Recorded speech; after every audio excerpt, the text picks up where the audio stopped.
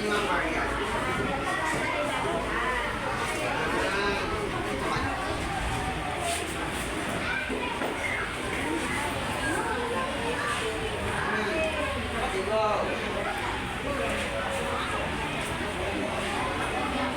ko to kan mama.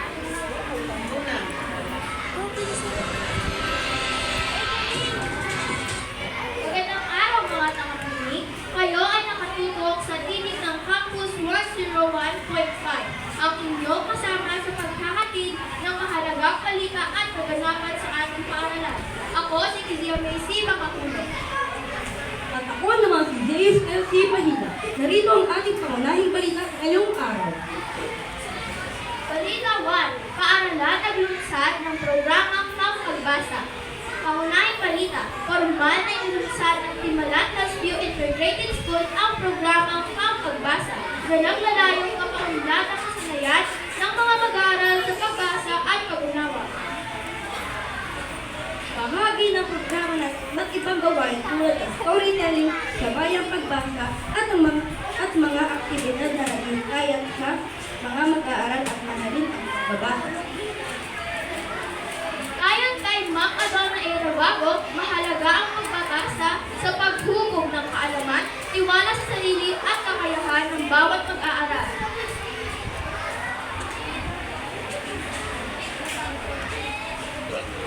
Ako si Kaiser Namia. Pinahayag ng mga guro at mag-aaral ang kanilang suporta sa programa dahil nagbibigay ito ng pagkakataon upang makaunlad ng kanilang kasanayan at komunikasyon at pagkatuto. Ang galing. Samantala, isinagawa naman ang mga kaaralan ang programa Crush to Cash, Plastic Bottles and Can Collection Drive bilang bahagi ng kampanya para sa pangangalaga ng kapaligiran. Layunin ang proyekto ng hikayat ng mga mag-aaral na magsagawa ng wastong pagkatakot at paghihiwalay ng basura habang nakalilito ng pondo mula sa recyclable na materyales.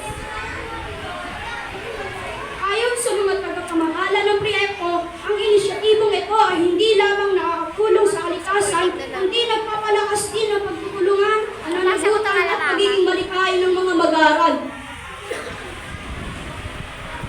Okay, kami isa. Hili lang kami. Ay, ganun. Iyan ang mga pinakabagong balita at kaganapan mula sa ating paaralan.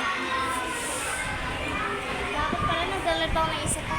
Para sa iba pang impormasyon, ang anunsyo ay manatiling nakatutok sa Tinig Campus 101.5 ang iyong katuwang sa impormasyon at operasyon.